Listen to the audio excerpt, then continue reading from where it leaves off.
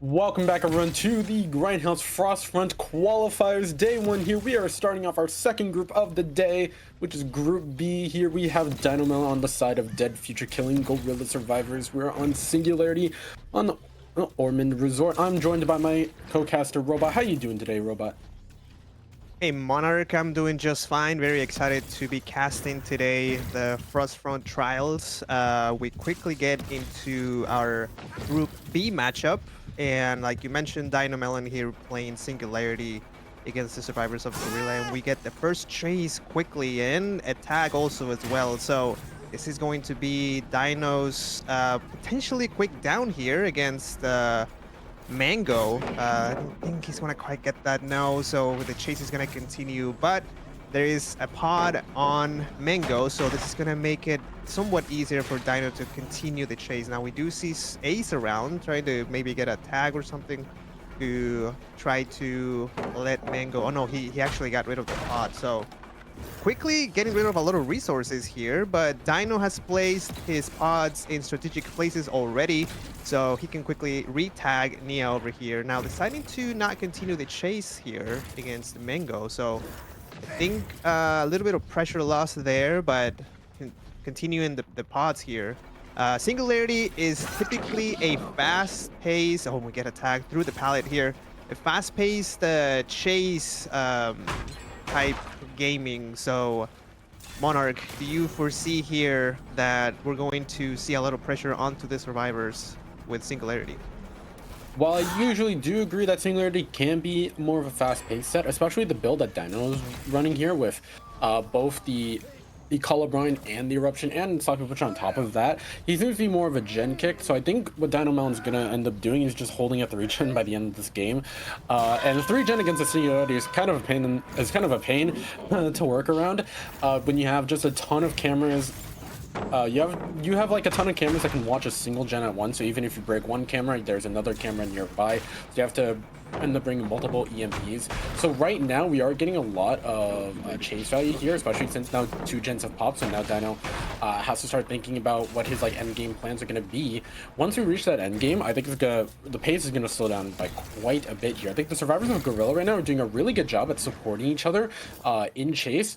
Doing pretty much what you want to do against the Singularity, which is taking EMPs to survivors in the middle of a chase and cleansing them mid-chase so that they aren't dealing with that constant infection throughout the game as well. That's gonna be a TP straight onto Mango. Did not get rid of the pod from earlier, and so end up being attacked through the pallet here. We're just gonna leave that tag for now. Gonna apply Sloppy Butcher as we find a group of survivors here potentially resetting each other. We're gonna catch one towards the edge on the pod here, setting up another pod here on the teleport. That's gonna be onto Spitz here, trying to vault around this pallet, trying to around this pallet, but ends up being vaulting straight into the arms of Dino and getting a tag onto Spitz. We're gonna continue to chase onto Spitz here, but no, actually, we're gonna find the reset onto we're gonna find a double reset here. And as one reset gets done for Mango, however, Kex is gonna gain a tag from that. I think Dino right now is doing a pretty good job at just ping-ponging between survivors, not really allowing them to get a moment to breathe at the moment, because he's just going around constantly tagging everyone with the pods and getting that Sloppy Butcher status effects applied. Yeah, I think, the survivors of Gorilla started pretty fast with gem pressure, where 2 generators completed before the first down came along. But afterwards, Dino, I think Dino's time, the time that Dino spent setting up the pods really helped to catch up. Because I felt like for a moment there, when the 2 gens popped and a lot of, pods were being EMP'd, I thought that Dino was going to lose pressure. But I don't think the survivors have a lot of pressure now. I mean, they have all been reset, even through Sloppy Butcher. But Dino's build, like you mentioned, is a lot of kicks. Like, it's based on kicking the generator. So here we're gonna apply Pop and Colorblind and Oppression. So, but he hasn't been doing that a lot. I mean, he hasn't had to, I guess, because he's been chasing survivors all the time, or the whole time.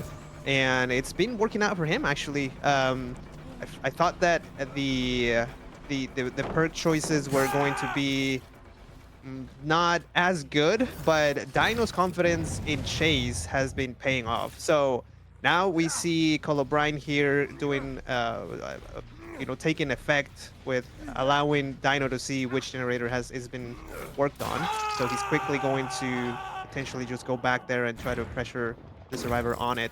But Dino slowly has been racking up the hooks. So now we have two freshes, three total, and not a lot of pressure from the survivors to continue the gem progression. So Dino we see here tagging yet again, getting a tag onto Nia, and that Sloppy Butcher is gonna do its job, and it's gonna delay a little bit of the heals, and that allows for Dino to continue the setup for his pod. So not looking too bad here for Dino. Still, right now, looking to see if he can get into another chase, but I feel like he can get a few more stages before the match is over. Yeah, I would just like to point out the fact that despite two gens popping pretty early on in the game, one of those gens was not the main building gen. That's actually going to be pretty big going forward, as main is a pretty dangerous area to be in against Singularity. The fact that you can cover the main room with a bunch of pods everywhere makes it almost impossible to try and work on that gen without a bunch of EMPs. So you have having that gen still up by now, and having two other gens, one behind main, one over here in this like 2-ish yeah, it's like 11-ish corner, you end up with a pretty strong 3-gen that you can hold. That's gonna be an insta unhook onto Spitz, but it doesn't look like Dino really cares. I think Dino right now is just more concerned about not letting any of these gens pop at the moment. He's really just determined to play around this area of gens here, but he has covered up. He has a ton of cams everywhere for coverage everywhere. The survivors are trying their best to look to break LS of cams, but still end up gonna get a tag for the pods onto Dan. It's gonna be a tag onto Spitz as well, straight off the hook. We're gonna get chase onto Spitz here, moving into the 4 lane here. Not the safest tile to be against in the world. It's a pretty 50-50 tile here, and Spitz is gonna end up taking the down, but it looks like he was setting up for a bit of a pallet save here, but Dan's gonna end up finding Dan, positioning himself for the pallet save. Now the pallet save is gonna be a lot harder to go through. He's actually gonna commit to the chase onto Dan here. Dan, no life to save him. That's gonna be 2 downs on this 4 lane here. And we're gonna pick up immediately onto Dan. And that's gonna be another hook. That's gonna be another 2 hooks on the board for Dino here, and that's gonna be death onto Dan actually. So now we're left in 3v1, and on top of all of that, that gen over at 12, like the behind main gen that Dino's been protecting a lot, it still hasn't popped yet. That's gonna be a gen pop here. I believe that looks like to be okay. That was the gen over by 3 side. So we still have main, we still have back in main 12, we still have this 11 side gen here. And as I say that, of course 12 is gonna pop, but that is gonna leaving Kexo and Mango in the 2v1 with one more gen to pop. This is looking, if everything goes well and this chase doesn't take too long, this should end up being a 4K1 for Dino. Yeah, I think it's looking good for Dino here. Dan and Spitz were the bait, let's call it, because they're the only 2 survivors that were fresh, but they're also dead now. So it's Dino here getting a great chance to get another fresh on Mango, and then Kexo is a pod, and now it's a matter of time, like you mentioned. So Dino is gonna slug here and is gonna start the chase for Kexo. I don't think we have a lot of gen progress, so I don't think the survivors of Gorilla finishing another generator is realistic at this point, unless something good happens here for them. We see Kexo in basement just trying to just hide, play stealth. Dino, of course, I don't think he would check there, but I guess he might. I mean, he's at least going to around the area. Let's see. Well, Dino's game sense is insane. Going into basement to try to find Kexo here. Yeah, he's not gonna get check lockers though, but that was very close. So good on Dino. Good game sense here on trying to track down where Kexo was. So at this point, it's going to be like it's just exactly what you predicted, Monarch. Like, we started really fast paced, a lot of pressure from the survivors, finishing 2 generators quickly. Dino setting up the pods and getting everybody potted and tagged. but we've come to a standstill here. Not a lot happening. Dino has decided to go in and hook, and that is going to be a fresh hook on Mango. So still a lot of time for Dino to go and try to chase or try to find Kexo, but I think Dino here is just gonna set up. Yeah, he's gonna set up some pods here to try to keep track of. What was that? Oh no, he was getting rid of a pod. I thought he was actually about the pod Kexo here. But yes, just gonna set up some pods at the gates. Very typical gameplay for Singularity, and close the hatch, and then see what happens. So Kexo is gonna try to is betting for the end game to try to make something happen. Yeah, these endgame scenarios where you really need to play around gate is pretty brutal against Singularity. Singularity is one of those killers that can, because his power is pretty much just a camera, so you can place 1 or 2 pods on each gate after the hatch gets closed, and you can have full coverage, full surveillance of wherever the survivor is trying to go. Even if a survivor EMPs a camera, you can have another camera, another biopod set up nearby. So. And also, the biopod getting EMP tells you pretty much, hey, there's a survivor near this gate. So, it's very realistic as to what Kexo's doing. It's like, I think they just realized that there's kind of no way out of here. Their best chance is to maybe have Dino slip into the hatch. That honestly doesn't look like the case, especially now Dino's positioning himself, is pathing himself towards the hatch. So now it's going to be a gate standoff of Kexo versus Dino here, in terms of getting the gates. But as I said earlier, this is just playing gates against the Singularity is not great. This is not one of the killers you wanna be up against when it comes down to it.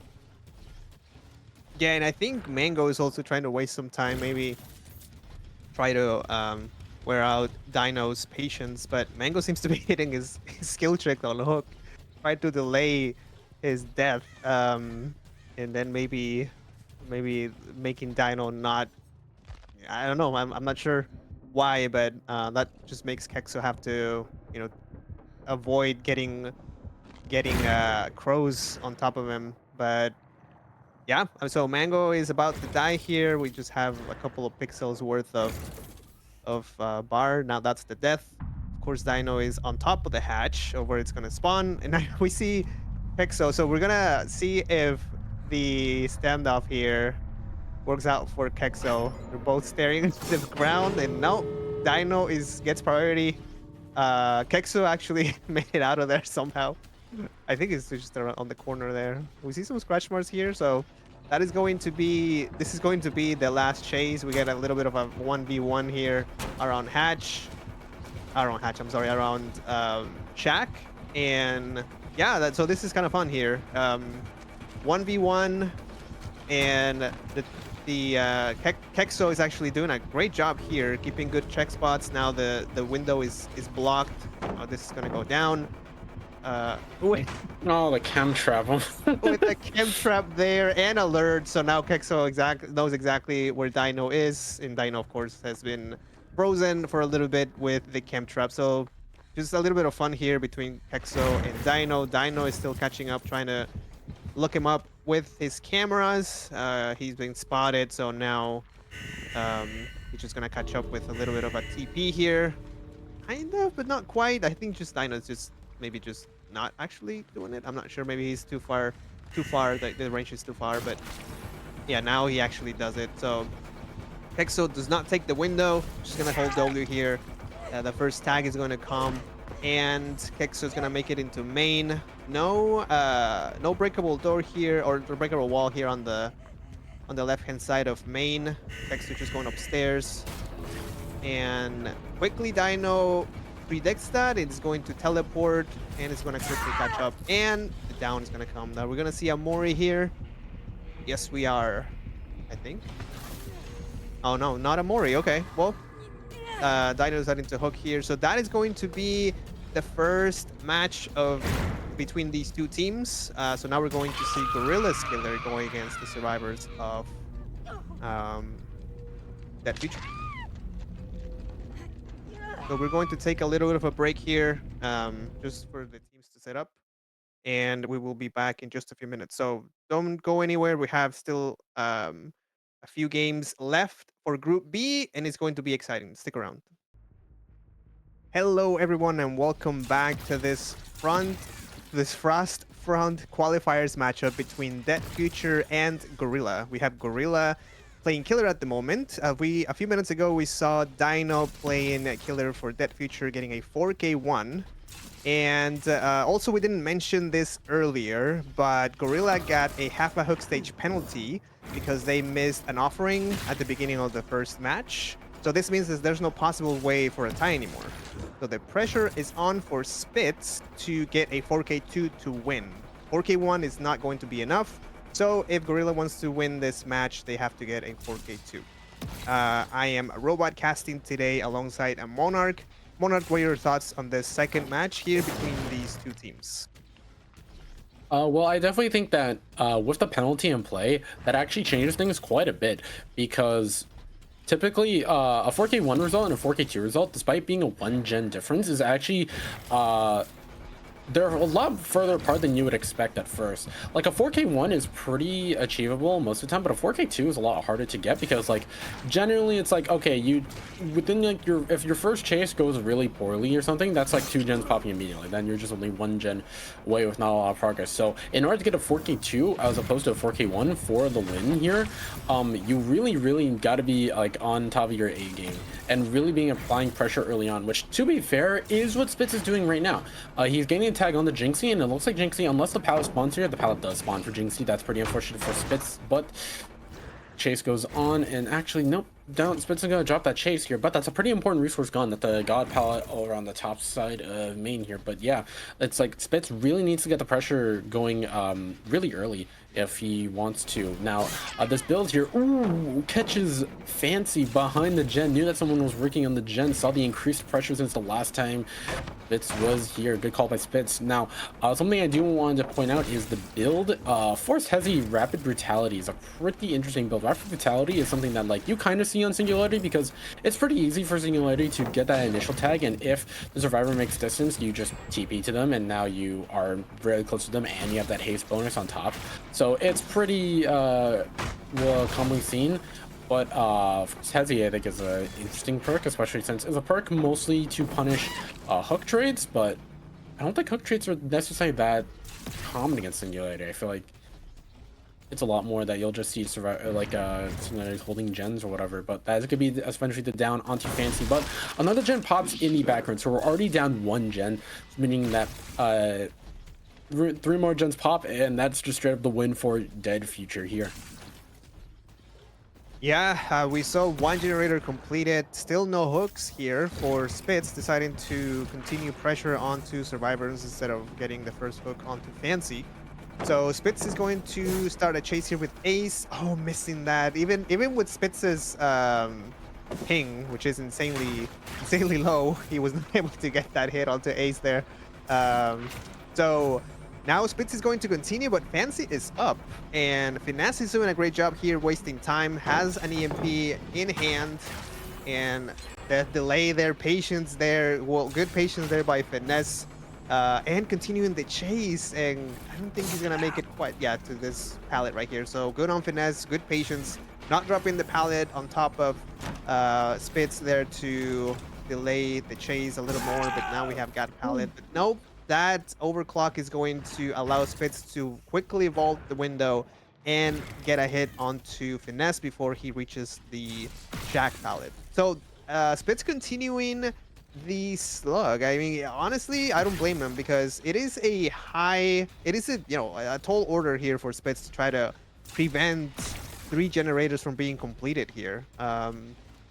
And you know, we saw how Dino played Singularity before, so my guess is that the survivors of Dead Future are, you know, well prepared for matches against Singularity. So, you know, but still slugging me, and the slugging has ended because Finesse has been picked up. Spitz is going to continue the slug here onto Jinxie and not going to hook. So this is going to be difficult here for Spots to keep up because I don't think I mean, even though Singularity can, TP across the map, survivors need to be podded for that. They need to have a pod on them, and Spitz has to have a well-placed pod to continue. But that feature has also been getting quite a bit of EMP work done. So as you can see right now, I mean, they they didn't have any pods on them not too long ago. So Spitz has to get the pods again and then catch up. So it's going to be difficult here. Now everybody has a pod on them. I don't think any EMPs are in place, and all of these resources are being consumed. So maybe Spitz is onto something here. We'll have to see how he can manage here the chase against Dino. Dino doing a pretty good job so far of winning that hit, even through the German net. That's not going to be able to get the hit again, dropping the pallet early enough that the overclock doesn't end up destroying it here. That's going to be another gen pop as well. So one more gen. Spitz can really only afford one more gen to pop right now, but Dano's doing a pretty good job. Despite playing around a tile that's like not really safe at all, the window's not in a very good spot. He's doing a pretty good job of not getting giving a tag for free here. Spitz end up just gonna drop that chase here, coming back towards Shack, catches Finesse inside the Shack, but does not have a cam set up inside the Shack. Finesse eventually going to get tagged here, and that's going to be the Shack pile dropped and given to Spitz. A pretty important resource for survivors gone out the way, but that's going to be another gen popping for the side of Dead Future here. Spitz cannot allow another gen to pop here, and again tries to swing through that window, but a second time in a row will not end up getting the tag through. However, a TP comes through, and that's going to be a hit onto Finesse eventually. This is not looking good for Spitz here. Cannot allow another gen to pop in. That main jet has so much progress on it, and there's no pop goes to Weasel. There's no really high amounts of gen regression that can save this gen aside from interruption here. So Spitz is in a pretty tricky position here, but as the match continues on, we are starting to get rid of a lot of these really strong resources. Shack pallets dropped. The God pallet on the second floor of the main building is gone. So we're starting to lose a lot of the resources that survivors can really play around. So this does become a lot easier for Spitz here. But however, this is just a very hard to play around here. That's going to be a lot of progress on Shack as well. These are two gens pretty close to each other with a lot of progress on it. And so... And this is really hard for Spitz to defend. I'm going to chase again onto Finesse. With Finesse, patience with the vault. However, that's going to be a TP coming through. But Finesse taking it around the long side of Shack, and that's going to be another gem popping. And even if Spitz kills every survivor here, and now that will result in a 4K1, but with the aforementioned hook stage penalty, that is going to be the win for Dead Future in this set against... Gorillas here. Honestly, very well played. The survivors of Dead Future. They seem to especially know what to do against Singularity set here. I think they were just holding their ground really well during chase, and I think that's what they're able to push them overboard. The game is not over quite yet here. We still have some survivors. That's me, the last gen popping right in front of Spitz's face here. All 5 gens end up popping. Yeah, and that is going to be it for here. I mean, it's ended. The match was decided when we reached the 4 generators completed here. Dino just forcing a pick. I'm sorry, yeah, a grab here off the locker. Spitz is probably just going to drop. Actually, no, he's gonna take the hook. So that is going to be the first fresh onto Dino, and the first hook all together for this match. The gate has been opened. There is still a chance here for Spitz to try to get maybe a second hook. Unfortunately, that pod is not going to land, or that one. So that is going to complete the matchup. We have Witten here doing some getting some moves there and leaving the flash there for Spitz as a present for the 1-stage game against Gorilla. So great performance by Dead Future. And Spitz tried his best, was not able to manage the toll order. I mean, what happens is, of course, you might think, oh man, there's a 1 stage against Gorilla. That's insane. But Spitz had to change up his strategy. When you get those kinds of win conditions, when you need to not play normally, let's say, his strategy was slug and try to get pressure onto survivors. I mean, that is really, I mean, you have to play something crazy and then see if you can make it stick. Otherwise, if you play normally, then most likely you won't get the win anyway. So, kudos to Spitz for trying, but of course, great performance by Dead Future with the setting up such a high win condition for Gorilla to meet. So that is going to be it for this matchup here. So that feature taking the win. This is a best of one, of course, trying to uh, round robin type tournament, at least for the qualifiers. So we're going to take a little break here. We're going to move on to the next match here in just a few minutes. So stick around.